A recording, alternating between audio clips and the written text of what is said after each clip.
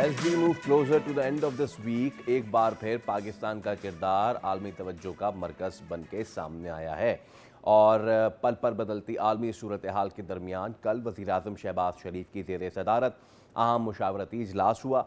इसमें जंगबंदी में तोसी के बाद की सूरत हाल का तफसीली जायज़ा लिया गया। सिफारती सतह पर राब्ते भी तेज़ कर दिए गए हैं। पाकिस्तान वो मुल्क जिसने दोनों फ़रीक़ैन के दरमियान न सिर्फ राब्ते तेज़ किए हैं बल्कि मुमकिना मुज़ाकरात के अगले मरहले को भी यकीनी बनाने के लिए सरगर्म है। तो इसी पे हम बात कर लेते हैं। सीनियर का पर्सन अप्सा कोमल हमारे साथ मौजूद हैं। अस्सलाम वालेकुम अप्सा, thank you so much for your time. आप पिछली बार भी उन मुज़ाकरात में मौजूद थीं और होपफुली इस बार भी अगर जिना कन्वेंशन सेंटर में होता है तो we'll be catching you live from there.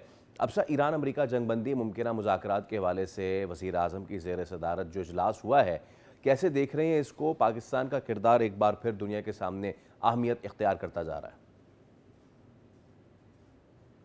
जी बहुत शुक्रिया। यकीनन पाकिस्तान के किरदार के हवाले से हम पिछले कई दिन से बात कर रहे हैं। अब एक बड़े मुश्किल मरहले में दाखिल हो चुका है क्योंकि मुज़ाकरात का एक दौर तो हो गया, लेकिन दूसरे दौर से पहले बहुत सारे स्पॉयलर्स रहे, ख़ास तौर पे अमरीकी सदर के बयानात। लेकिन पाकिस्तान ने फिर भी एक ऑप्टिमिज़म और उम्मीद का मुजाहिरा किया और दोनों अतराफ़ को, दोनों फ़रीक़ैन को मुसलसल कायल करने की कोशिश की जा रही है कि मुज़ाकरात और सिफारतकारी ही मसले का हल है।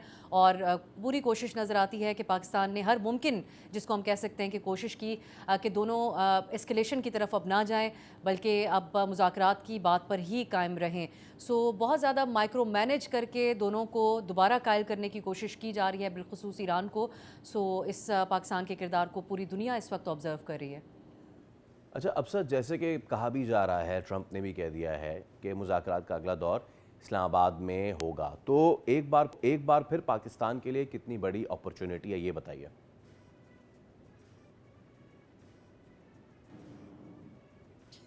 देखिए, इस्लामाबाद में सिग्निफिकेंस यही होगी कि अगर दोनों मुल्कों के दरमियान कोई मुआहिदा हो जाता है इस्लामाबाद एकॉर्ड या इस्लामाबाद अग्रीमेंट के नाम से, तो यकीनी तौर पे तारीख़ में याद रखा जाएगा।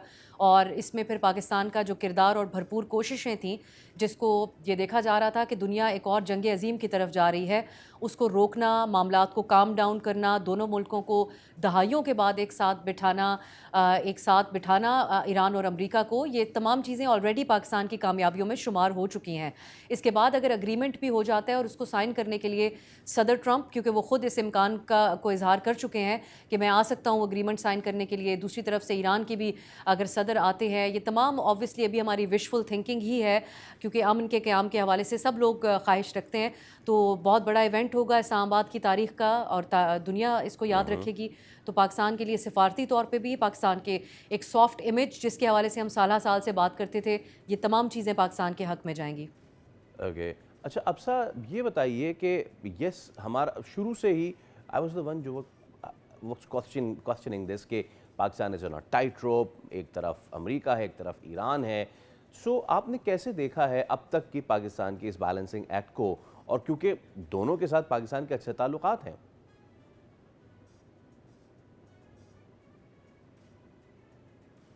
देखिए, तवाज़ुन तो रखना होगा पाकिस्तान को अपने सालिसी के किरदार के हवाले से।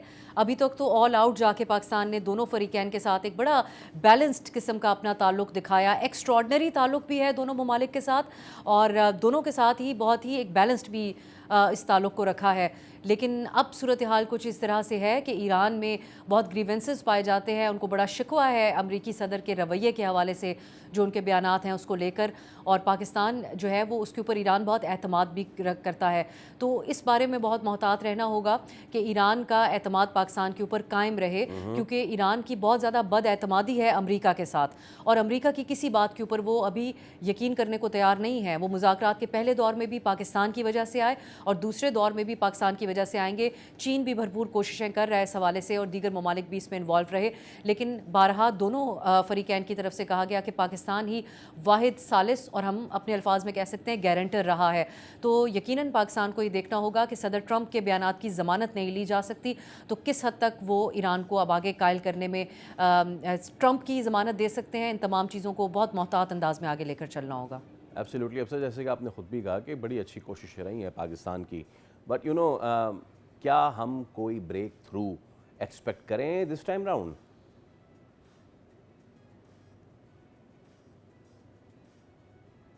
देखिए, अभी तक तो हमारे सामने ईरान के जो ऑफिशियल स्टेटमेंट्स हैं उससे ऐसा लगता है कि वो जब तक अमरीकी सदर अपना नेवल ब्लॉकेड का जो फ़ैसला है नाकाबंदी, बहरी नाकाबंदी का, उसको वापस नहीं लेते तो ईरान मुज़ाकरात में आने की हामी नहीं भरेगा।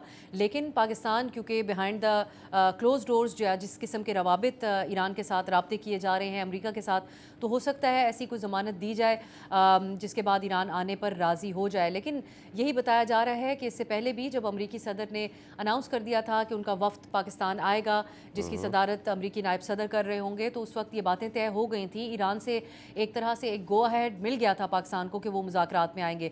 लेकिन फिर हर लम्हा बलम्हा जिस किस्म के स्टेटमेंट्स आते रहे और बिलखुसूस बुनियादी नुक्ता यही रहा कि नेवल ब्लॉकेड जारी रहा। सो इसको ईरानी जो है वो सीज़ फायर की वायलेशन कह रहे हैं कि आप सीज़ फायर के ऊपर दोनों तरफ से अमल दरामद किया जाएगा, बिलखुसूस अमरीका की तरफ से इसके ऊपर मुनहसर होगा। तो पाकिस्तान तो जितनी भरपूर कोशिश कर सकता है उनकी तरफ से की जा रही है।